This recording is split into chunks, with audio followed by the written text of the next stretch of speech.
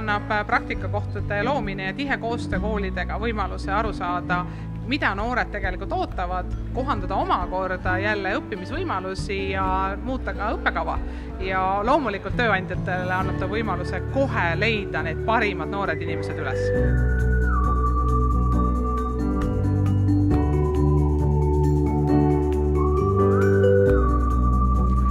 Hansa Mechanics Tartu on tegelikult praktikabaasina tegutsenud väga palju aastaid. Järk-järgult on need koostöösuhted läinud paremaks ka erinevate õppeasutustega. Ja kui meie näeme seda, et läbi meie praktikal käimise läheb sellel noorel silm särama, et jah, see on see eriala, mis on minu kutsumus, siis me näeme, et meie tööl on juba väärtust.